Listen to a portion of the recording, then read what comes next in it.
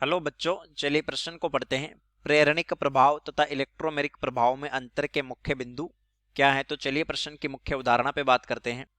मुख्य अवधारणा: वे प्रभाव जो इलेक्ट्रॉन के विस्थापन अथवा विस्थानीकरण से उत्पन्न होते हैं उन्हें इलेक्ट्रॉनिक प्रभाव बोला जाता है। इलेक्ट्रॉनिक प्रभाव बोला जाता है। तो प्रेरणिक प्रभाव और इलेक्ट्रोमेरिक प्रभाव ये इलेक्ट्रॉनिक प्रभाव है। तो हम एक तरफ लिखते हैं प्रेरणिक प्रभाव इसको बोला जाता है इंडक्टिव इफेक्ट, आई प्रभाव। और एक तरफ लिखते हैं इलेक्ट्रोमेरिक प्रभाव। कार्बन श्रृंखला में ध्रुवणता के कारण यानी ध्रुवीय बंध की उपस्थिति के कारण ध्रुवणता के कारण सिग्मा इलेक्ट्रॉन का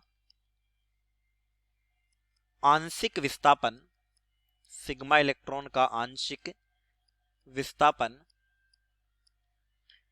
आई प्रभाव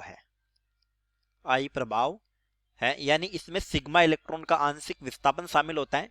इलेक्ट्रोमेरिक प्रभाव में देखते हैं आक्रमणकारी समूह की उपस्थिति में पाई इलेक्ट्रॉन युग्म का किसी बहुबंधित कार्बन पर यानी द्विबंध अथवा त्रिबंध की स्थिति बहुबंधित कार्बन पर पूर्णतः विस्थापन इलेक्ट्रोमेरिक प्रभाव है। जैसे ये कार्बन श्रृंखला है, कार्बन कार्बन कार्बन और यहां पर जुड़ा है हेलोजन।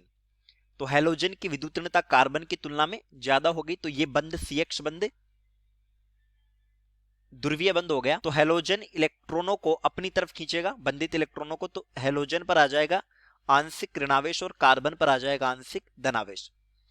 अब देखिए, धनावेश की वजह से कार्बन की जो विद्युतीयता होगी वो कुछ हद तक बढ़ जाती है और ये जो ध्रुवणता है वो पूरी कार्बन वलय में उपस्थित हो जाती है। इसको बोला जाता है आई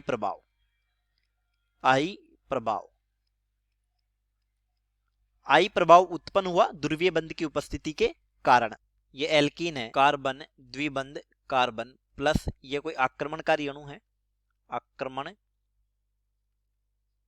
तो इलेक्ट्रोमेरिक प्रभाव में होता क्या है कि पाई बंध के इलेक्ट्रॉन पूर्णतः विस्थापित हो जाएंगे और वो मान लीजिए इस कार्बन पर आ गए तो दूसरे वाले कार्बन पर रह जाता है धनावेश।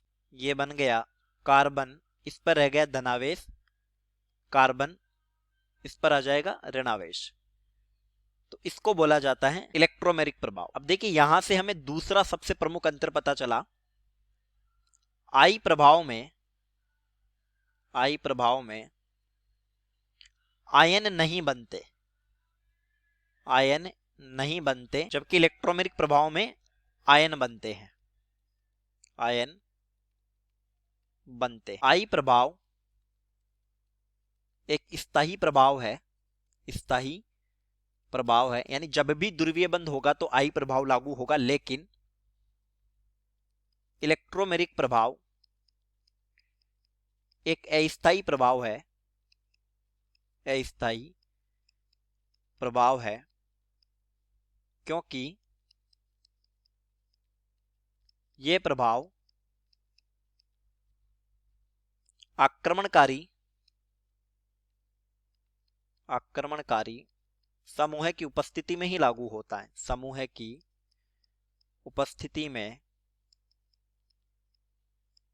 लागू होता है। एक बात आई प्रभाव के लिए बहुबंध की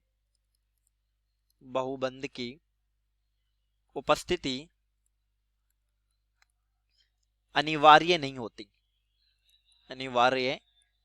नहीं होती, क्योंकि ये तो सिग्मा बंध का विस्थापन है और किन्हीं भी दो परमाणु में पहला बनने वाला बंध सिग्मा होता है। लेकिन ई प्रभाव के लिए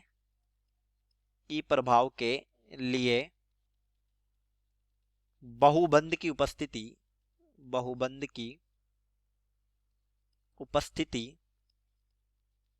अनिवार्य है, क्योंकि ये पाई इलेक्ट्रॉनों का विस्थापन है। तो आई प्रभाव तथा ई प्रभाव में कुछ महत्वपूर्ण अंतर समझे। चलिए, उम्मीद करता हूं प्रश्न समझ आया होगा। धन्यवाद।